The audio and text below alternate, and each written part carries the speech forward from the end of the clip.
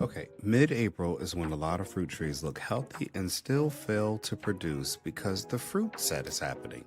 Pests are waking up and water consistency matters more than people think. So here's your mid-April fruit checklist. What to do right now. Now we're going to go by zone band. You're already in mid-April. If the blooms are opening or finishing, leaves are coming in and you're transitioning into steady growth. If you're still dormant or you just got a bud swell, go back to the early April fruit tree episode. If you're already in consistent heat with fast pest pressure, jump ahead to late April.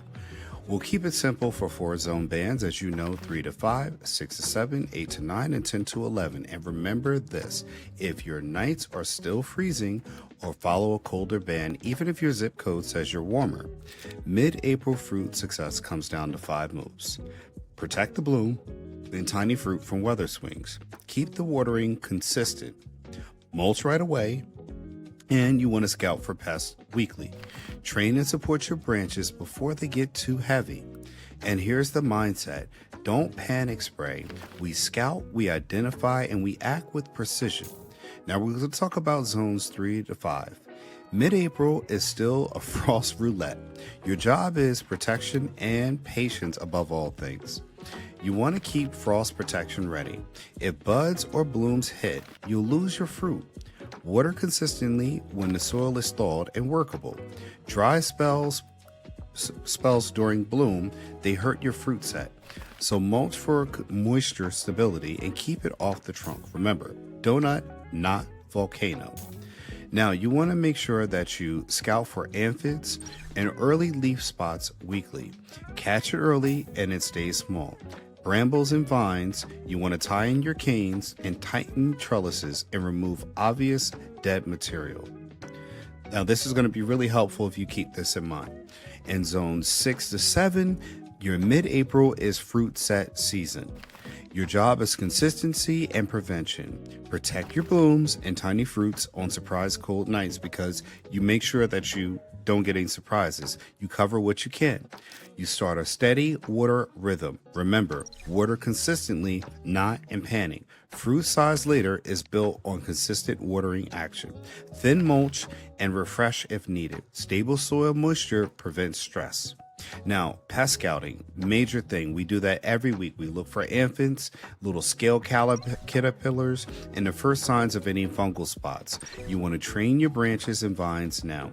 Spread young branches. You want to tie in your canes and get your trellis finishes before the plant starts to set. You want to do this before they need them. In zones 8 to 9, mid-April moves fast. Your job is airflow, water, and early pest control. Now, you want to lock in and you want to make sure that you water consistently now.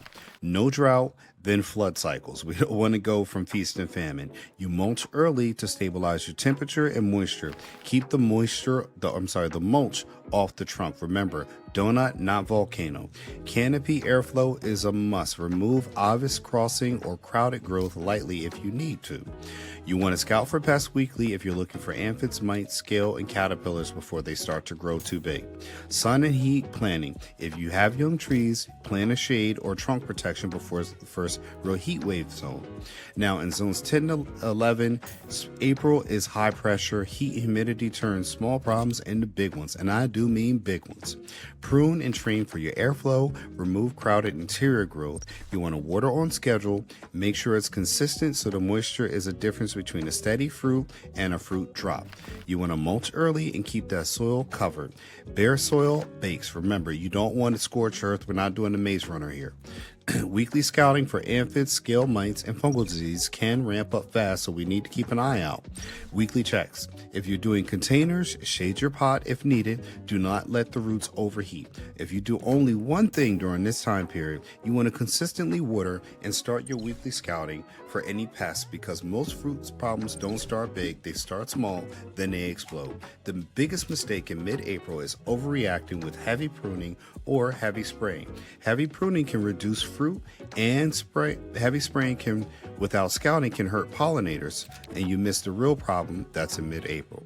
What to do for your fruit trees? bushes and zones by bed. Next up, late April planting winners, veggies we'll talk about, and late April fruit list checklist is here. Subscribe to Ancestry Lands for a full year of planting windows, and watch our other episodes so you can do or know what to do when the next month comes up. We'll have month by month episodes so you know what to plant and you're never guessing. I'm Phil Davis. Thanks for watching. Make sure you like, share, subscribe, and hit that notification bell so you know when the next video comes out. And I'll see you in the next one. Most people don't need motivation, they need better information. Owning land, growing food, and becoming more self-reliant often sound complicated, mostly because they're rarely explained clearly. Ancestry Lands focuses on the practical side of independence by talking about what land ownership actually costs, what works in real backyards and small parcels. Because independence means getting freedom and security, and land just happens to do both. If you prefer planning over panic, subscribe to Ancestry Lands for information you can actually use.